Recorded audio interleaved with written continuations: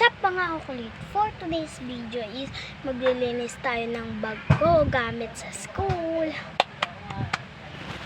Ito yung bag ko. Yan. Tapos na natin. Sorry kung madilim guys. Yun na. Siyempre hindi mawawala ang ating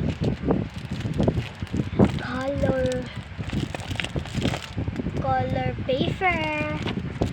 And syempre hindi mawawala ang ating papel pang grade 5 and papel ulit and ang aking mga module namin. Ayan siya guys, ayan, ang dami yan. Yan, kaya dinadala ko, sobrang bigat ng papel ulit and balita and surag and papel na hindi ko nagamit and hindi mawalang ating notebook ulit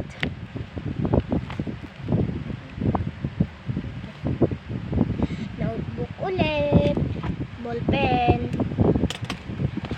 and ating AP notebook and ating MAPI notebook and ang ating TLE notebook. So guys, may papakita ko sa inyo. Ito guys, ano ako dyan kasi 22 lang ako. Dito naman guys, bumawi ako dito guys. Hindi ako magpapatalo, no. Ito guys, saan yun? Ito guys, yan yung 5/5, 10/10, 10/10, and dito 5/5. Ito guys, may papakita ko sa inyo. Hindi ako magpapatalo. Wait lang natin. Okay guys, so yan guys, tingnan nyo yung total guys. Kita nyo ba guys? Yan total 30 yan. Tama ako dyan lahat guys. So, perfect ako, perfect. Ayan o. Yan guys, ayan yung aking score. Notebook ulit.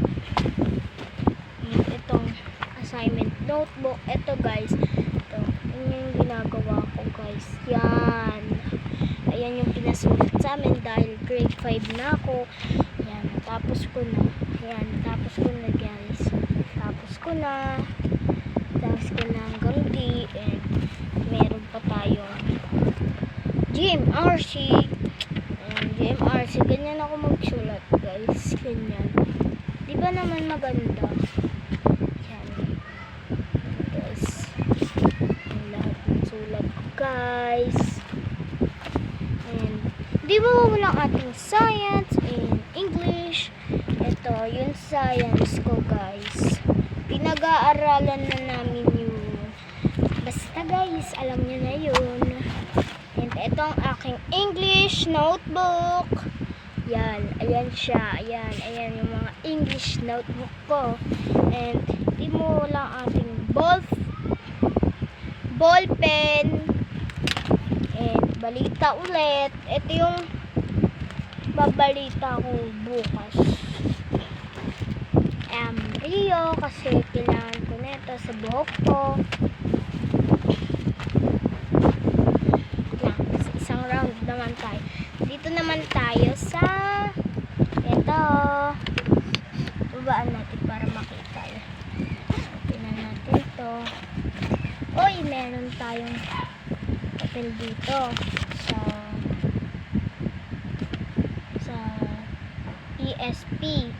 ESP natin guys, 22 ESP. 22 yung ESP namin guys, di ba? 22 yung ESP ko. Tapos yung mga mataas sila guys kasi akin ano lang guys, 22 lang. Ayan. And dito may kita nyo ang dami kong test paper kasi nag-test kami, diba guys? Nag-test kami kaya 24 ako dito. 24 ako dito. And ito na guys. And ito ang aking nilagyan na ng ballpen. Iba-iba no guys. And dito naman tayo sa kabila. Hindi natin naman tapos plastic, tapunan, and ano pa. Oh shit. Ay, ito yung mat ko guys. Ay, mape. Mape, ano lang ako guys. Ang babak sa mape. 11 lang ako mape. Ang bobo ko no.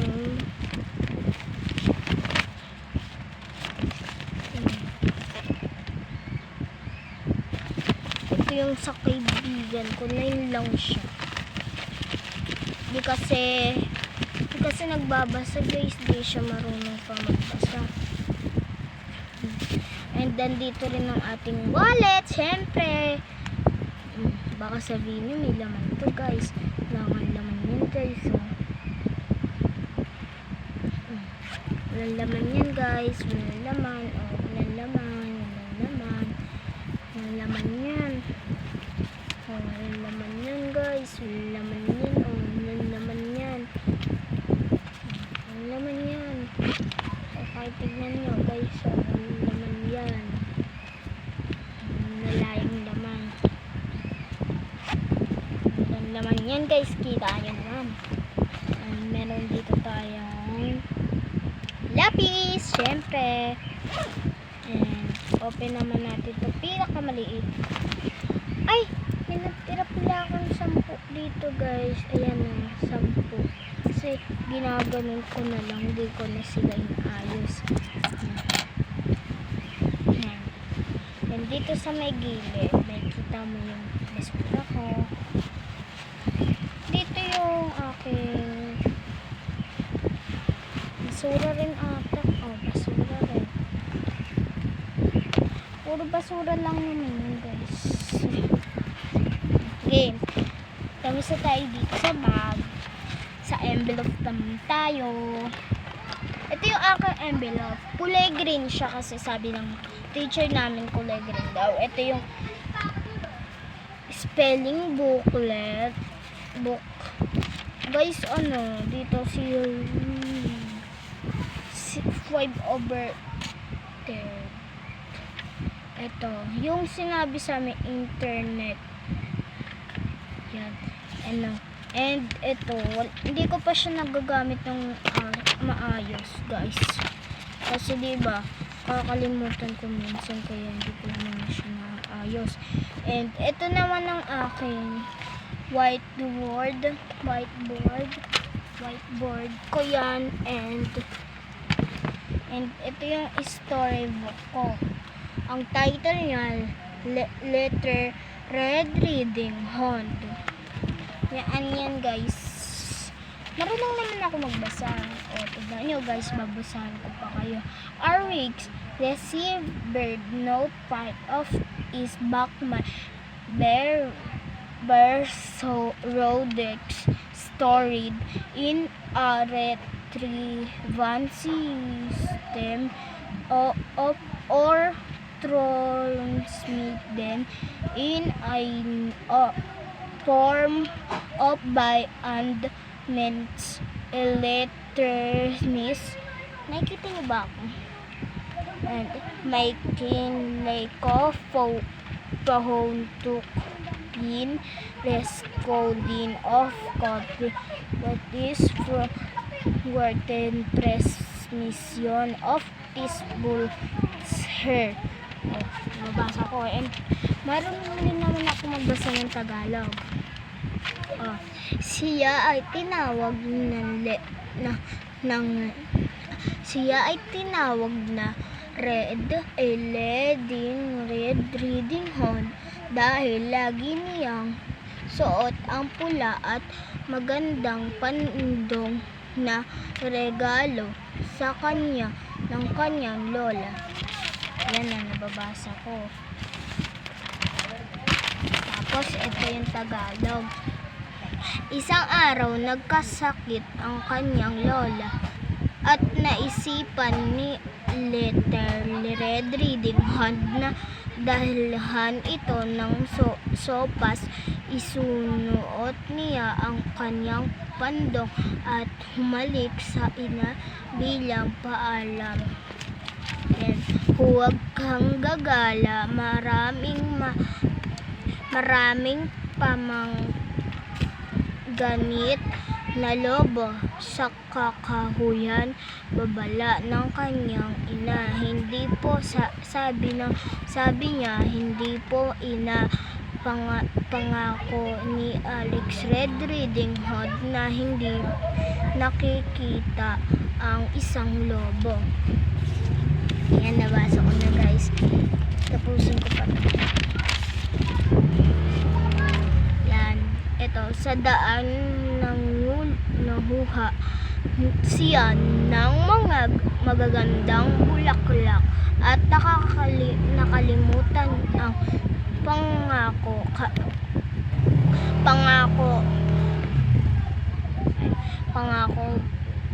gaya't isang lobo ang dumati at umanghi. Ang ginagawa mo rito, batang babae? Sabi ng lobo.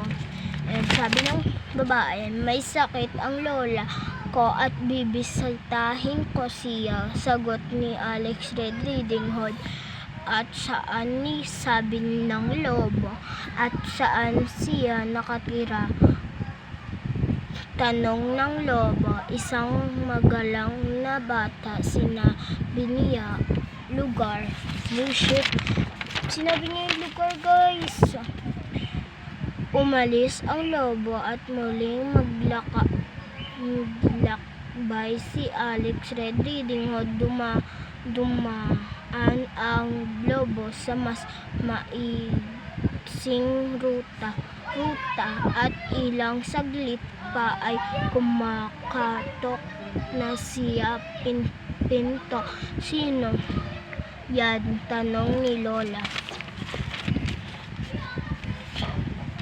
Tanong ng lola. Yan. May sakit ang lola ko at bibisit. Ay. Ay. Basta pala ako dito. Ito. At si Alex Red Riding Hood, sagot ng lobo sa matining at malakbing na boses. Mabuti pumasok ka, mahal ko, wika ni lola. Pumasok ang lobo at nilamon ang lola. Nahilo ako Tigil na natin ito. Nahilo na ako I-upload ko pa itong video na ito. Aray. And dito, tama ako, diba? Kasi sabi ni sir, kung nagpapahayag ka ng tamang sagot, ano ang siyong sasagot? Sabi ko ay tama, mali, tama, mali. Ay, tama, mali, tama, tama, tama. Tama, tama, tama. And dito, tama, mali, mali, tama. Tama, BDD up. Yan. Yan lang ako dito. 12 lang.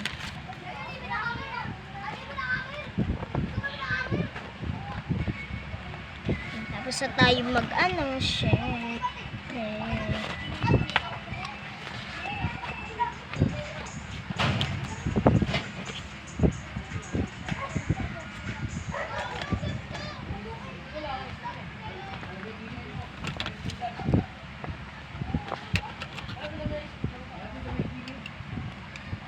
Pasok na natin ito.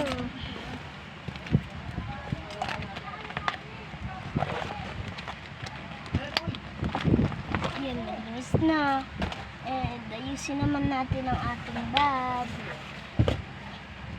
Pasok na natin.